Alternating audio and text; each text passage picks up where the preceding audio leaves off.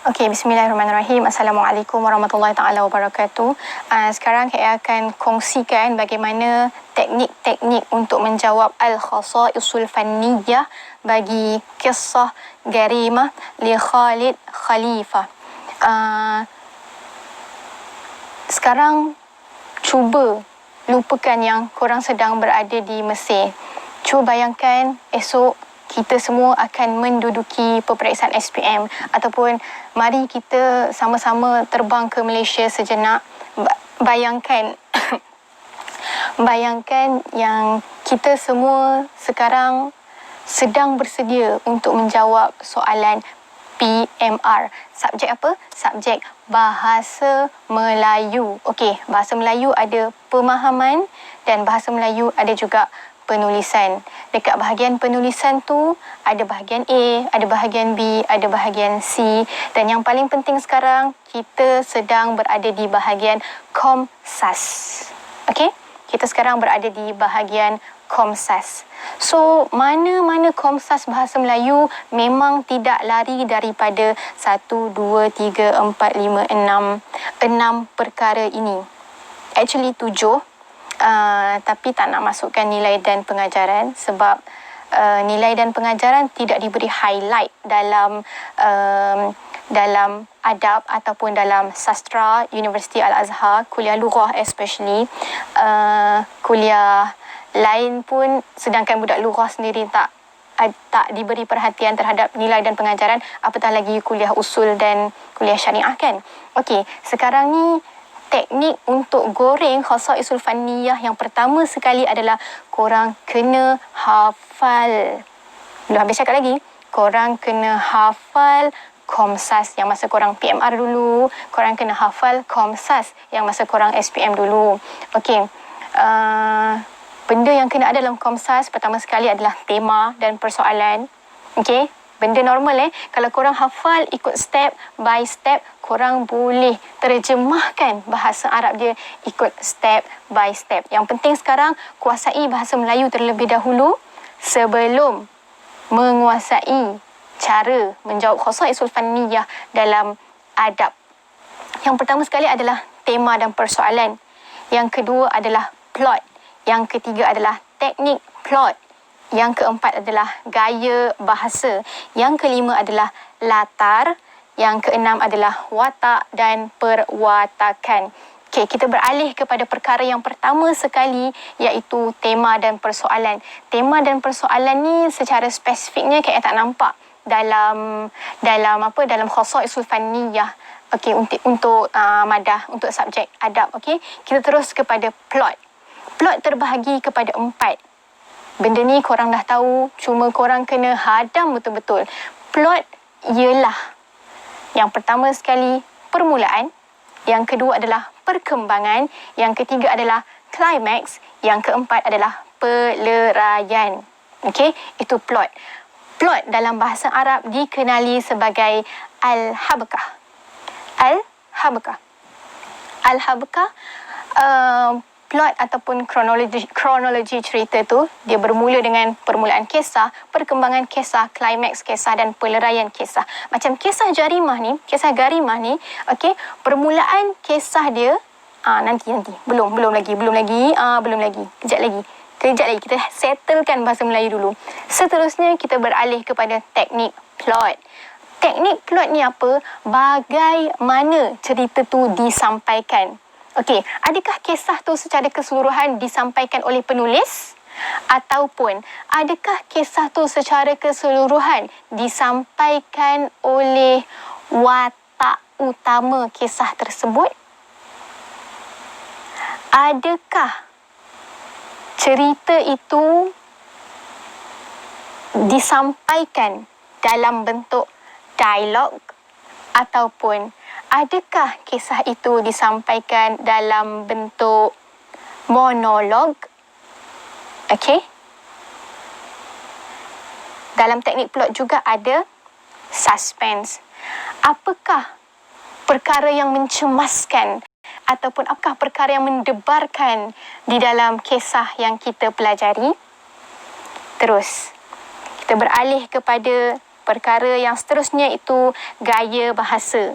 Gaya bahasa ni semua orang memang tak boleh tidak kena hafal bahasa Arab dia lah. Maksudnya sama ada kisah ataupun sama ada perkataan yang digunakan dalam kisah tersebut bahasa yang mudah, bahasa Arab Fusha, ataupun sama ada kisah di dalam tu menggunakan bahasa Arab Ammiyah, bahasa Arab pasar, ataupun sama ada kisah tu bahasa dia, perkataan yang digunakan terlalu complicated, terlalu scientific, terlalu menggunakan medic term, misal kata dia menggunakan istilah-istilah yang hanya orang doktor je yang faham dalam kisah tu. So kalau benda-benda macam ni ada dalam kisah tersebut, perlu dinyatakan dalam gaya bahasa.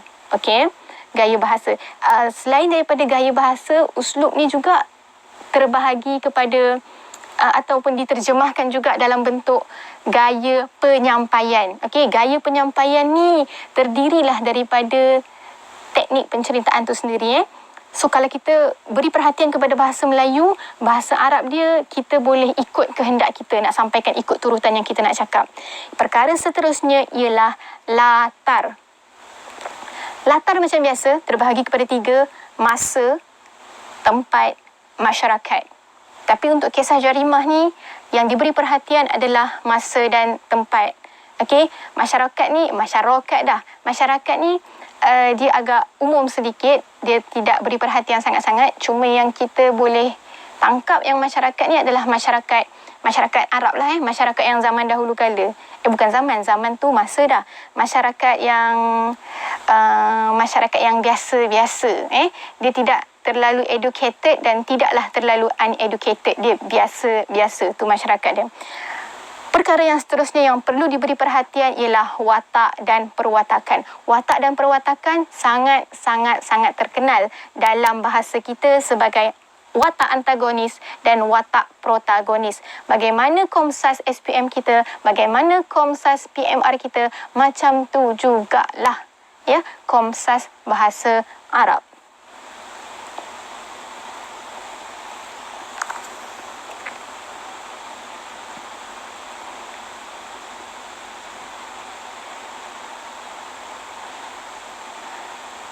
Okey, sekarang kita akan berkongsi tentang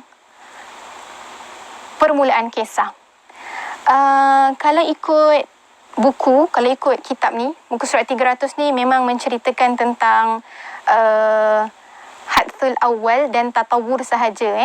Tapi tak apa, kita ikut yang bahasa Melayu, plot terbahagi kepada 4: permulaan kisah, perkembangan kisah, klimaks kisah dan peleraian kisah. Kita ikut macam tu. Jadi kalau kita ikut bahasa Melayu, insya-Allah kita tidak akan ketinggalan di dalam bahasa Arab. Berbanding kalau kita hafal bahasa Arab, insya-Allah kita akan tercecer beberapa subtopik yang penting. Kita mulakan dengan permulaan. Permulaan kisah Garimah adalah apabila kita selaku penulis,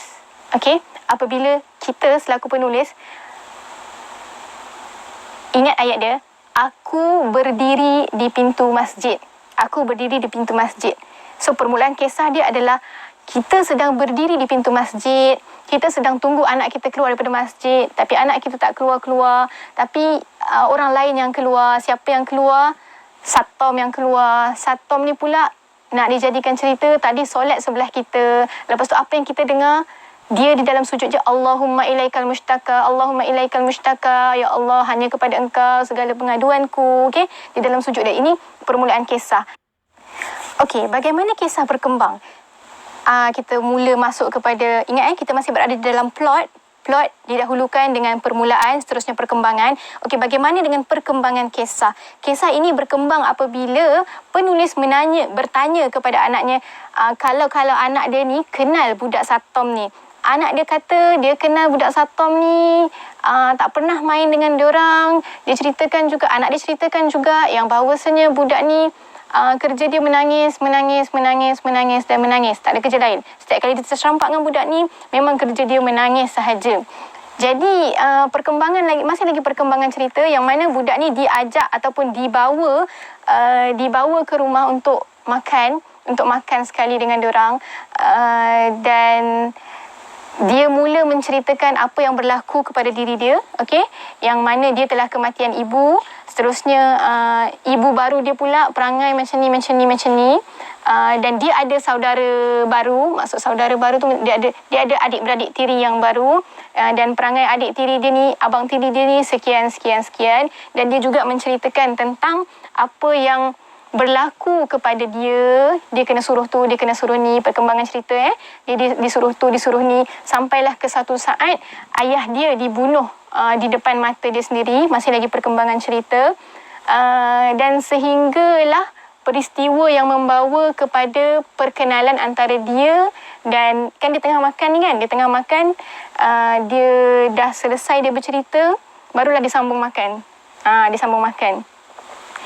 Jadi seperti mana yang kita maklum, yang dia ni membesar dekat rumah anak yatim selepas ayah dia dibunuh. Dia membesar dekat rumah anak yatim. Jadi habit dia ni setelah dia berkenalan dengan penulis, sepanjang seumur hidup dia dihabiskan di rumah anak yatim. Setiap minggu daripada hari Ahad hingga hari Sabtu, dia memang tinggal dekat rumah anak yatim, kecuali hari Khamis malam Jumaat memang dia akan bermalam di rumah penulis. Okey, memang dia akan bermalam di rumah penulis. Okey, sekarang kita dah pelan-pelan nak masuk kepada klimaks cerita. Suatu hari, pada hari Khamis malam Jumaat, Satom tidak datang ataupun tidak berziarah ke rumah penulis. Jadi penulis sangat risau, penulis dan ahli keluarga sangat risau, dan mereka mula mencari Satom. Cari, tak jumpa. Tahu-tahu je penulis nampak Satom tengah pegang senjata. Bundukiyah tu senjata. Okey, dia sedang memegang senjata tu dalam keadaan di mana senjata tu betul-betul berada di leher seorang lelaki. Okey, dia betul-betul pegang senjata tu. Senjata tu betul-betul berada di leher seorang lelaki. Okey, seperti mana kita tahu, Satom ni seorang budak yang sangat baik.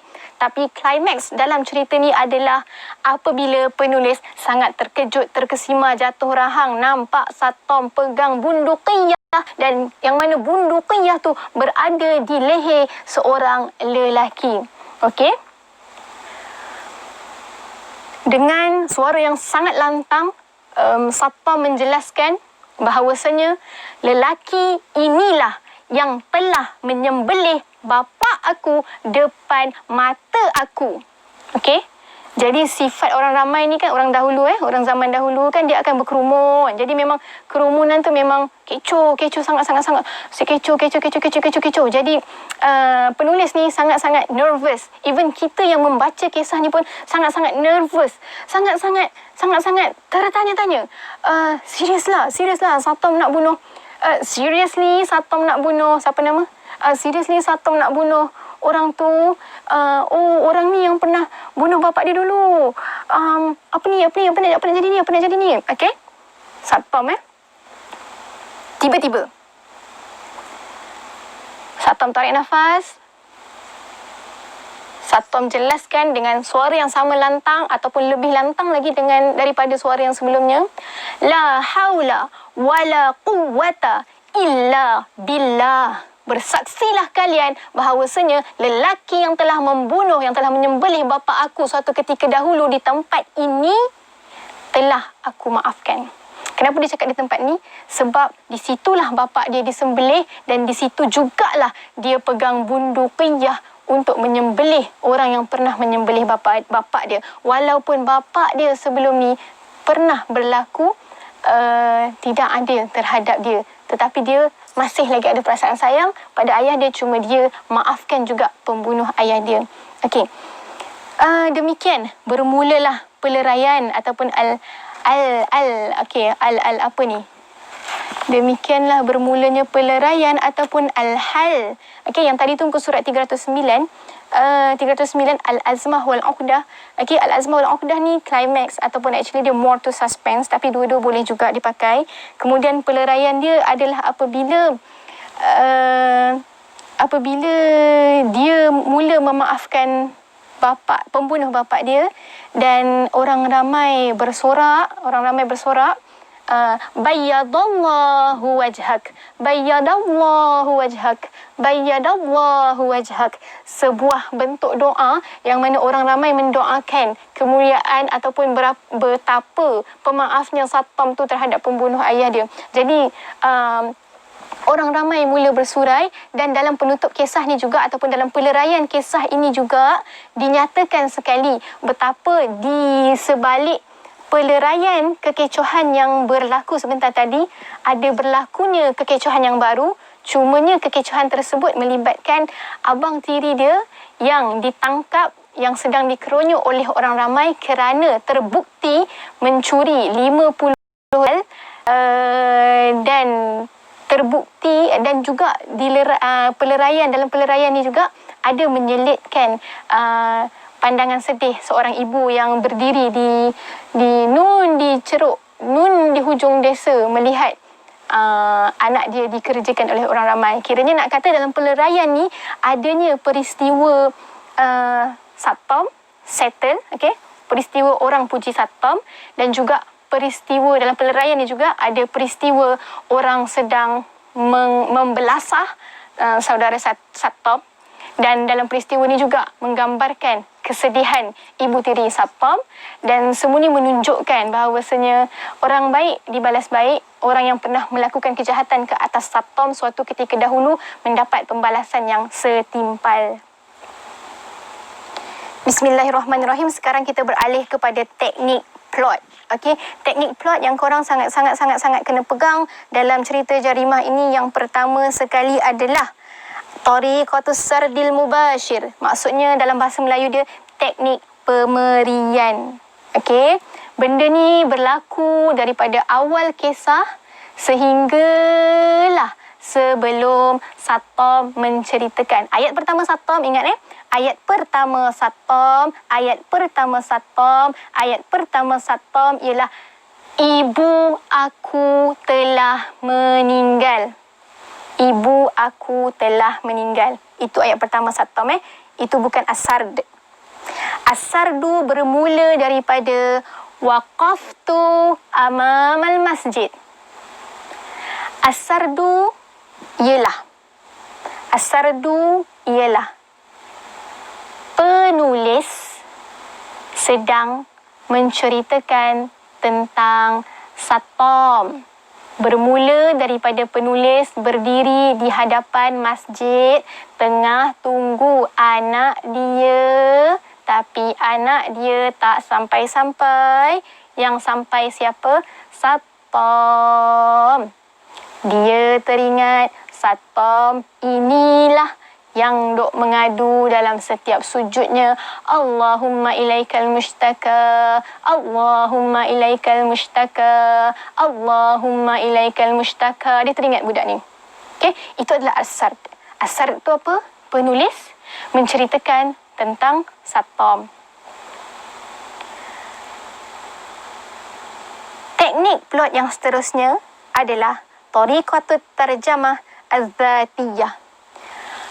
Mak aku dah mati, bapa aku kahwin baru, mak baru aku ada anak, aku kena basuh pinggan, aku kena bersihkan rumah, aku kena pergi beli mancis, duit aku hilang. Aku nampak 2 orang lelaki dalam masjid. Aku nampak salah satu daripada 2 lelaki dalam masjid tu sembelih leher bapa aku depan mata aku. Semua tu adalah tariqatut tarjamah az-zatiyah. Okey? Boleh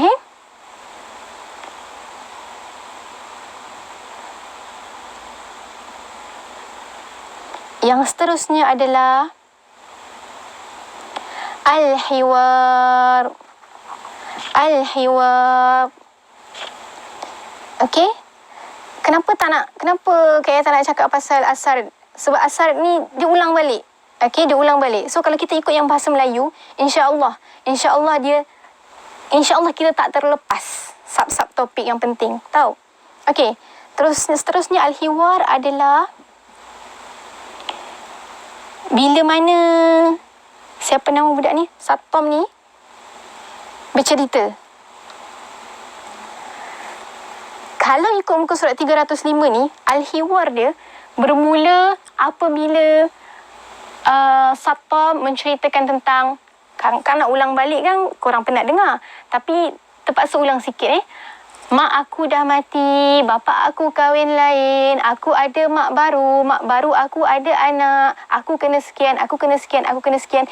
Itu juga dipanggil al-hiwar. Okey? Sama, nampak tak sama? Kalau ulang syarat tadi, asar tu sama juga. Asar tu kalau ikut terjemahan dia dekat sini, huraian dia dekat sini, asar adalah penulis menceritakan tentang satpam. Okey? Bila masuk al-hiwar, menceritakan tentang satpam tu yang bercakap. Satpam tu bercerita, aku sekian-sekian, aku bercerita sekian-sekian-sekian. Okey? Okey, nampak tak? Plot tadi lebih kurang dengan teknik plot kalau dalam bahasa Arab. Dia sekali. Tapi actually sebenarnya kalau dalam bahasa Melayu, plot lain, teknik plot lain. Sebab tu kita cuba hadamkan yang bahasa Melayu dan insya-Allah walaupun kita ulang benda yang sama, kita tidak akan tercecer subtopik. Ingat clue dia hafal bahasa Melayu, dari situ kita boleh tahu nak tulis apa bahasa Arab. Seterusnya kita beralih kepada gaya bahasa. Gaya bahasa, kita ambil muka surat 306. Kita ambil bermula daripada salah satu ibaratihi. Ambil sampai tashkhisuhul hayy lil ahdathi wal ashkhas. Ambil sampai sini.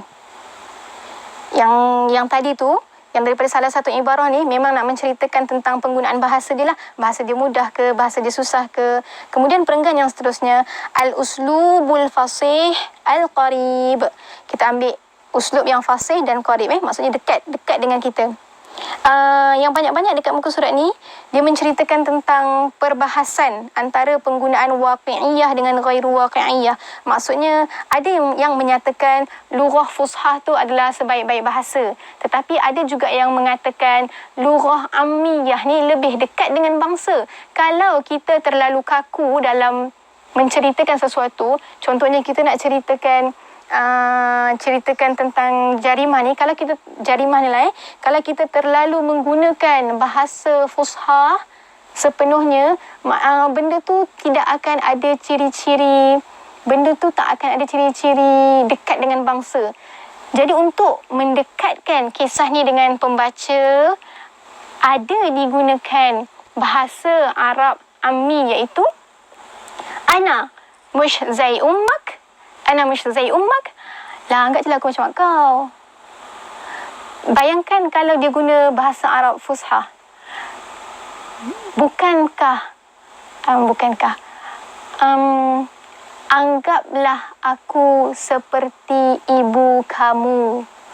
Bayangkan perbezaan antara anggaplah saya seperti mana ibu kamu dengan lah, anggap je lah aku macam mak kau. Kan ada beza. Anggaplah aku macam mak kau. Anggap macam nak cakap ada beza bahasa Melayu. Kalau kita nak tackle orang, kita guna bahasa Melayu fushah ataupun kita guna bahasa Arab fushah, dia tak sama dengan kita nak tackle budak-budak guna bahasa budak-budak tu sendiri. Jadi bila kita menggunakan bahasa, kan dah panjang syarah. Bila kita menggunakan bahasa yang ammiyah dalam penceritaan, dia akan menyebabkan pembaca tu lebih menyelami kisah tersebut berbanding dengan kalau kita guna perkataan yang fushah daripada awal sampai akhir kisah. Jadi ahli lughah membahaskan yang kisah ni terdapat kecacatan padanya kerana adanya penggunaan lughah ammiyah, iaitu ana mush zai ummak, adanya bahasa ammiyah dekat sini. Jadi ahli bahasa mengatakan cerita ni cacat. Adapun ahli bahasa yang satu lagi menyatakan ni dalam gaya bahasa. Adapun ahli lughah yang satu lagi kelompok menyatakan Tak ada masalah guna ana musyzai ummak dekat dalam karya ni, sebab dengan cara menggunakan sedikit amiyah di dalam yang keseluruhan fusha ni akan menyebabkan pembaca lebih dekat dengan apa yang cuba penulis sampaikan. So benda tu semua perbahasan yang memang ada dalam gaya bahasa. Jadi apa yang sebanyak-banyak tidak ni, 2 muka surat ni semuanya menceritakan tentang itulah ya. Semuanya menceritakan tentang apa kata orang, boleh ke tak guna al-waqi'iyah, boleh ke tak guna fusha, boleh ke tak guna amiyah dalam satu karya. Seterusnya suka untuk saya tekankan kepada semua sekali bahawasanya kita sekarang berada di tajuk baru, iaitu latar. Okey, seperti mana yang kita sedia maklum, dalam Komsas Bahasa Melayu ada latar masa, latar tempat dan latar masyarakat. Tapi bahasa Arab ni ataupun karya buku ni menekankan bahawasanya zaman dan makan adalah benda yang sama, bi'ah. Okey, settle lah bercerita. Okey, tak apa. Okey, beri perhatian kepada baris 1, 2, 3, 4 daripada bawah. Kisah ini latar zamannya bermula semenjak umur Sattam mula mencecah marhalah mumayyiz. Okey, marhalah mumayyiz tu maksudnya sudah macam mana? Sudah dikenakan untuk solat. Mumayyiz, bila kanak-kanak dah mumayyiz, dia dah mula kena solat, dia dah boleh dirotan sekiranya dia tidak menunaikan solat. So kisah ni bermula bila mana Sattam mencecah umur tamyiz fi solah. Okey, bermula daripada dia mencecah umur tamyiz yang membolehkan dia untuk solat, sehinggalah tadi dia budak-budak lagi sehinggalah kisah dia latar zaman bermula daripada Sattam ni baru dibolehkan untuk solat, kena solat. Okey, bermula dia boleh pandai solat sehinggalah dia mencecah satu usia yang membolehkan dia menuntut kembali qisas ke atas kematian ataupun pembunuhan ataupun penyembelihan bapa dia. Buktinya awal kisah menceritakan tentang Sattam setiap hari didera, dibelasah, dipukul, disekian, di itu, di ini, kena suruh buat tu, kena suruh buat ni, semuanya di kematian mak. Awal kisah dia bermula daripada umur dia kanak-kanak, sehinggalah pada suatu hari penulis cari Sattam ni, tiba-tiba dia mendapati Sattam sedang memegang bundukiyah untuk menyembelih seorang lelaki, yang mana lelaki tu rupanya adalah pembunuh ataupun penyembelih bapa dia. Okey, al-qisas, al-qatlu, apa ayat Quran tu? Al-qatlu, al-hurru bil-hurri wal... Jap. Al-abdu bil-abdu bil-abdi wal-hurru bil-hurri, al-hurru bil-hurri wal-abdu bil-abdi. Alamak, tak ingat ayat Quran. Yang penting, al-qatlu bil-qatl lah. Yang penting bunuh, dibalas bunuh. Okey, dia telah mencecah umur yang membolehkan dia menuntut qisas bagi bapa dia. Dulu bapa dia dibunuh depan mata dia masa dia kecil-kecil. Sekarang ni dia ada mandat, dia ada kuasa untuk menyembelih orang yang pernah menyembelih bapa dia. Sekarang dia bersedia untuk membunuh pembunuh bapa dia. Jadi makna kata latar masa yang ataupun zaman, okey, bermula daripada umur dia mumayyiz sehinggalah hatta balagha sinnar rusydi, sehingga dia mencecah usia balik, maksudnya yang membolehkan dia menyembelih pembunuh bapa dia. Okey, itu latar zaman. Adapun latar tempat, kalau ikutkan muka surat ni, latar tempat dia tak berapa jelas ataupun tak nampak sangat. Cuma kalau korang jumpa latar tempat yang lebih tepat berbanding mata kat AI yang tak berapa nak nampak ni, tulislah jawapan korang. Tapi kalau ikutkan dia tulis kat sini, wa yashmilul makan fiha jami'an ha'il alam. Okey, dia kata tempat dia keseluruhan alam. Jadi kat mana lah sebenarnya? Tapi yang pasti dia kata mauqi'ah ni dekat al-ard lah. Dekat bumi. So memanglah tak ada cerita ni kat langit kan? Okey, tak apa. Dia buat makan latar tempat dia macam tu, kita ikut je lah. Okey, Masih boleh sambung lagi ke? Okey, kalau tak boleh sambung, tarik nafas, minum-minum air dulu, makan-makan coklat dulu, ambil gula-gula dulu, okey? Sediakan pensel, sediakan energi. Sekarang kita nak masuk kepada watak dan perwatakan. Kenapalah terbalik-terbalik kan? Sebab Kak nak ikut, betul-betul nak ikut buku teks, Komsas Bahasa Melayu. Kalau kita pegang betul-betul Komsas SPM, kalau kita pegang betul-betul Komsas PMR, kita tidak hanya pakai benda ni dekat muka surat ini sahaja, tapi kita akan membantu adik-adik lurah yang tahun 1, tahun 2, yang tahun 3, yang lagilah baru nak kenal nusus ni kan. Adab dengan nusus dia dah tu adik-beradik. Cumanya nusus lebih detail berbanding dengan adab. Adab ni dia okey lagi, dia macam sutuh je, dia macam permukaan dasar je, permukaan lah. The top of permukaan, atas kepada permukaan. Okey. Sekarang walaupun al-ashkhas ni adalah perkara yang kedua dalam kitab ni, ingat sekali lagi Kak Ia pesan, pegang bahasa Melayu, pegang Komsas baik-baik. Korang dulu Komsas BM, korang dulu BM SPM A kot, korang dulu PMR BM A kot. So kalau korang boleh A BM PMR dengan SPM, tolonglah A juga adab ni, tolonglah A juga nusus ni. Okey? Kalau korang pernah ABM, korang pasti boleh skor untuk adab dan nusus ni. Okey? Kenapa Kak Ia ambil ashkhas ni last sekali? Sebab Kak Ia ikut Komsas Bahasa Melayu. Exactly ikut Komsas Bahasa Melayu supaya kita boleh sampaikan, sampaikan satu persatu dalam kita boleh guna pakai dekat mana sekalipun. Okey, kita mulakan dengan yang pertama sekali adalah Thariqatul Ula, iaitu Thariqatul Tahliliyah. Dan ada pun Thariqah yang kedua adalah Thariqah Tamthiliyah. Nak ulang lagi ni? Nak ulang. Tadah telinga betul-betul. Tadah telinga. Sebab dia akan ulang benda yang sama juga. Tahliliyah tu apa? Waqaftu amamal masjidi. Aku berdiri depan masjid. Tengah tunggu anak aku tak sampai yang sampai budak lain. Aku berkenalan dengan budak ni. Okey? Sama. Perasan tak? Banyak sangat sama. Jadi yang menjadikan kita masalah apabila kita tak tahu vocab bahasa Arab tu. Kita tahu cerita. Bukannya kita tak tahu cerita. Tapi kita tak tahu nak sampaikan. Sebab apa kita tak tahu sampaikan? Sebab kita tak tahu nak sampaikan apa. Kita tak tahu nak sampaikan apa. Jadi kalau kita hafal, ingat. Kalau kita hafal Komsas Bahasa Melayu, insya-Allah kita boleh skor adab dan nusus. Okey? Hafal Bahasa Melayu, hafal Komsas Bahasa Melayu. Bukan hafal Komsas Bahasa Melayu time sekolah yang isi-isi dia tu. Hafal kepala-kepala dia tu. Okey? Tamsiliyah ni apa? Nak ulang lagi ke? Ulang sikit je. Tamsiliyah ni apabila watak utama kisah tersebut menceritakan tentang apa yang berlaku kepada dirinya sendiri. Mak aku mati.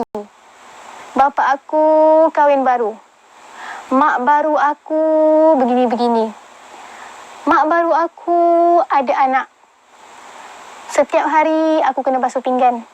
Setiap hari aku kena beli barang.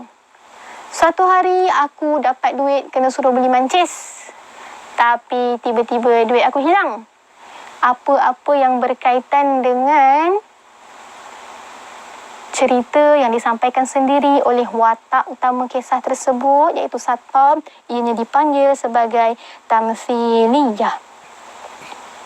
Alright. Macam biasa dalam watak dan perwatakan ada antagonis, ada protagonis. So watak protagonis jelas sudah terang lagi bersuluh, tolong goreng sendiri, jangan hafal sangat sebiji-sebiku. Terangkan watak Satam yang baik itu. Ketika mana dia telah memegang bunduqiyah dan dia meletakkan bunduqiyah di leher pembunuh. Tetapi dengan suara yang lantang dia mengatakan, La hawla wa la quwwata illa billah. Bersaksikan sekalian hadirin yang hadir, aku memaafkan pembunuh bapa aku ini. Okey, watak yang baik tu. Watak protagonis. Okey, apa lagi watak baik? watak baik tu ada pada penulis. Aku berdiri depan, aku berdiri depan. Itu bukan dia cara. Tapi watak penulis tu yang mana satu? Yang penulis tu adalah orang yang cakap aku berdiri depan masjid. Itu dia penulis. Okey, dia penulis. Jadi watak yang baik, dia lah penulis ni watak yang baik bila mana dia ajak Satom ni ajak makan kat rumah. Okey, dihidangkan. Lepas tu bila Satom tak datang rumah dia, dia risau, dia cari Satom ni kat mana. Okey, dia risaukan Satom, dia cari. So itu benda yang baik. Okey, watak yang baik. Kita beralih kepada watak antagonis. Watak antagonis ni yang jelas. Okey, jelas-jelas sekali watak antagonis dia adalah kalau korang ingat mak tiri dia ataupun adik-beradik tiri dia, okey, jelaskan satu persatu apa yang diorang dah buat. Okey, dia kena pukul sampai pecah timba. Okey. Rasanya setakat ni itu sahaja. Segala kurang dan segala salah harap dimaafkan. Terima kasih yang mendengar hingga ke akhirnya. Kalau korang rasa apa yang KL sampaikan ni ada kebaikan dia, sebarkanlah. Sebarkanlah kasih sayang. Kita tak nak makan seorang. Kata orang, kita tak nak lulus seorang-seorang. Benda ni bukannya dipakai untuk adab Islami tahun 2020 sahaja. Tapi boleh juga dipakai pada tahun 2021, boleh juga dipakai pada tahun 2022, boleh juga dipakai pada tahun 2023, even sehingga kiamat pun selagi dunia belum bergoncang, benda ini masih boleh dipakai. Wallahu ta'ala a'la wa a'lam. Aqulu qawli hadza astaghfirullahal azim li wa lakum. Assalamualaikum warahmatullahi ta'ala wabarakatuh. Astaghfirullahal azim. Assalamualaikum warahmatullahi ta'ala.